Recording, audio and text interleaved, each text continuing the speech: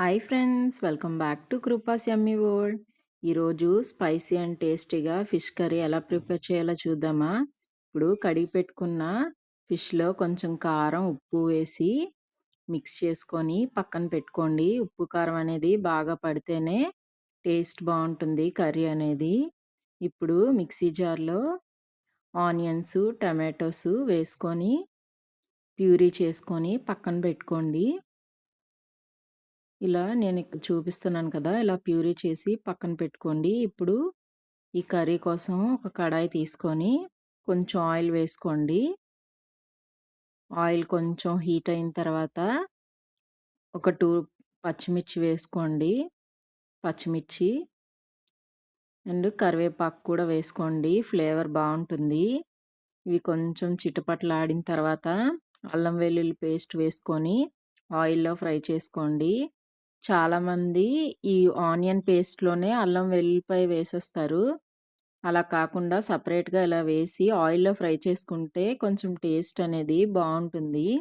అవన్నీ కొంచెం ఫ్రై అయిన తర్వాత ఆనియన్ టమాటో పేస్ట్ ఉంటుంది కదా, అది కూడా వేసుకొని కొంచెం సాల్ట్ వేసుకోండి. ఇంకొంచెం సాల్ట్, ఆల్రెడీ మనం ఫిష్ మ్యారినేషన్లో వేసాం కదా, అందుకే కొంచెం సాల్ట్ వేసుకొని ఆయిల్ అంతా పైకి తేలేటట్టు ఫ్రై చేసుకోండి.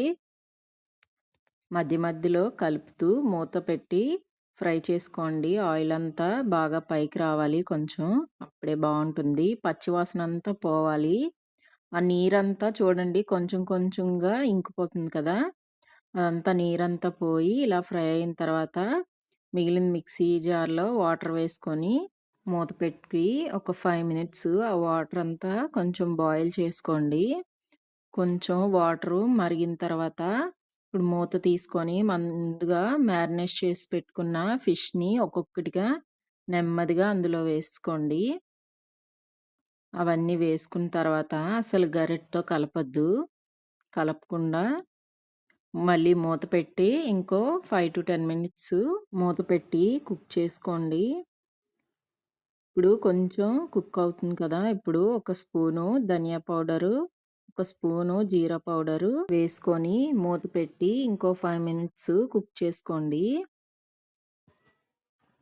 ఇదంతా కొంచెం దగ్గర పడిన తర్వాత కొంచెం ఫిష్ మసాలా ఉంటుంది కదా, అది కొంచెం వేసుకోండి.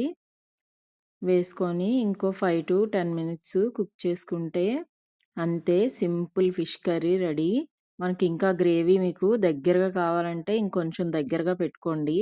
నేను కొంచెం రైస్లోకి గ్రేవీ కలుపుకోవడానికి ఉండేటట్టు నేను ప్రిపేర్ చేసుకున్నాను. మీకు ఇంకా దగ్గరగా కావాలంటే ప్రిపేర్ చేసుకోండి దగ్గరగా.